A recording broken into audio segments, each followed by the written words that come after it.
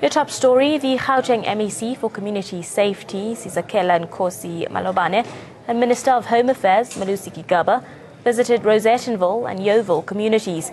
The visit culminated with a public meeting with the Rosettenville community and addressed some of the issues which emanated from a protest which took place last weekend. It is reported that at least 15 houses in the area were targeted and burnt. Residents took to the streets to protest against drug dealing and prostitution. Angry residents have vowed to continue with their protest until all foreigners are removed from the area. South Africa has no desire nor the capacity to shut itself off from the rest of the world.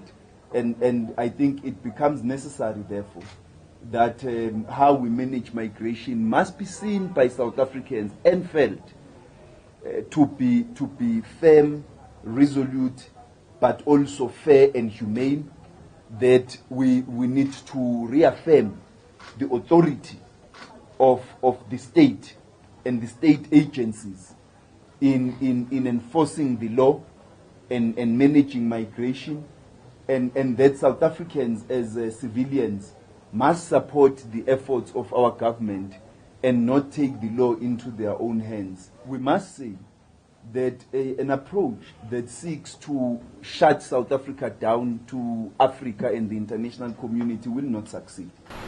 If you take into consideration that Swaziland and Botswana, Mozambique, and even Namibia, their nationalities share kinship relations with South Africa. If you consider the fact that there are many people in Zimbabwe that are already in South Africa, and that from time to time the country must act in solidarity with our neighbors to regulate and manage the entry of its nationals in our country.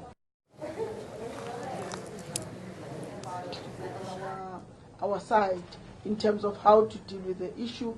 Violence is not going to solve the problem. Instead, it will actually turn some of the good community leaders into criminals. Because if you think that you'll burn someone's house, you'll steal from someone, we'll definitely arrest you.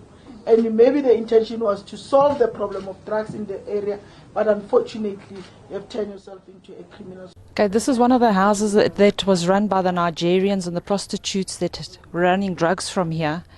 And it was unbearable to live here with these neighbors, with the prostitutions coming in and out at 2, 3, 4 in the morning, sometimes screaming and shouting in the streets and in the driveway.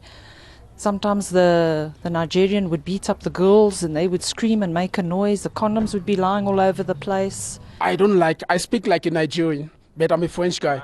But what they are doing is not good. But I blame the girls also from South Africa, because they are giving them food. Those girls, they are working for these guys. These guys, they are not forcing them. They are not forcing them to do what they are doing. They give them food, they work money. Those guys, they buy cars, they do everything for themselves. They buy them small egusi for Nigerian food. They buy them small egusi. As a new government in the city of Johannesburg, under the leadership of our executive mayor, Mr. Herman Mashaba, we're sure that we'll make strides. In fact, we're making arrests, we've been seizing drugs. So it's not just the community of Rosettenville. We are out everywhere. Rudaport, Witpoortjie, we're out there, and we're going to get to every single one of them. I have been speaking to the leadership as one approached me to say he's the representative of the Nigerian Union. And quite surprisingly that his views were very supportive. And I think it's quite correct that as the city, we don't have a policy, and certainly it's not our position to reject any foreign nationals. What we say is that whether you're South African or you're foreign national, as long as you're committing crime, you're not welcome within the city.